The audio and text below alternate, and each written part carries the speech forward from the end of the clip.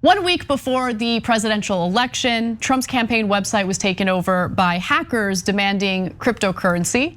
Now, this is the type of ransomware that unfortunately universities have been hit with. But I'm not gonna lie, I do enjoy that the Trump campaign is suffering the consequences of being awful. I'm glad that they have to deal with some ransomware. And so what would you see if you logged into Donald Trump's campaign website? Well, you'd get a message like this. This site was seized. The world has had enough of the fake news spread daily by President Donald J. Trump. It is time to allow the world to know the truth. Multiple devices were compromised that gave full access to Trump and relatives. Most internal and secret conversations strictly classified information is exposed, proving that the Trump government is involved in the origin of the coronavirus. I mean, like obviously some nonsense in there, but it's fun. We have evidence that completely discredits Mr. Trump as a president. I think most people do at this point, proving his criminal involvement and cooperation with foreign actors manipulating the 2020 elections. The US citizens have no choice. And then it was signed off with the hackers of President Trump's campaign website were apparently seeking, they're looking for cryptocurrency. Yeah, that's a mess. I mean, really, come on, like you gotta run a spell check or something. Yeah. It's like, just based on looking at it, it kind of seems like Trump hacked himself, judging by by the spelling and grammar, yeah, for sure, for sure. Yeah, it's a mess. Obviously, we don't support hacking or blah, blah, blah, or whatever. I don't care, he's gonna be fine. Maybe not. Do you remember I think it was during the Bush administration when Anonymous really emerged?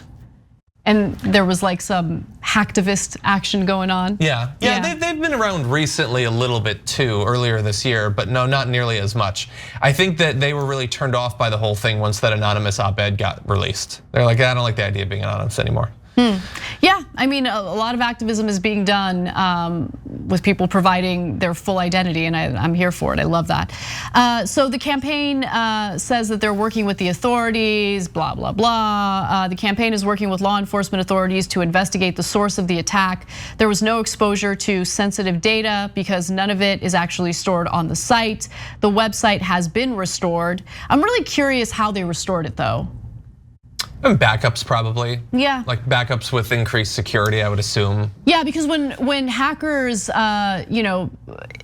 the ransomware on like cities, municipalities, college campuses, they do end up stealing a bunch of data, and they want the data back. So that's how the ransomware works. But Trump himself has been hacked before, and this is really the important part of the story, right? And John is right. Hacking is wrong. We don't condone it.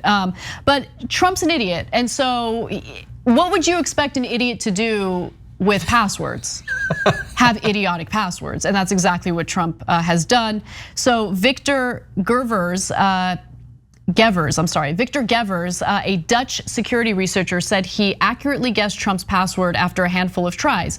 He said he gained entry after entering MAGA 2020 ! A reference to the Trump campaign's Make America Great Again slogan.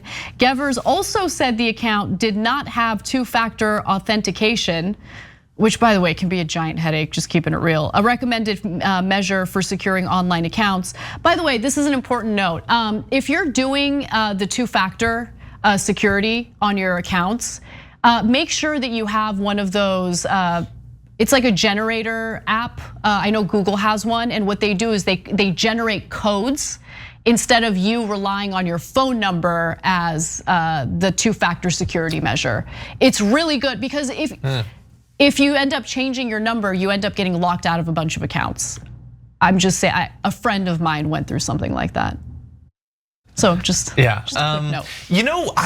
So obviously it's funny that he has such a stupid juvenile Spaceballs-esque password for Twitter, which you'd think he'd want his Twitter to be secure since he spends all day on it.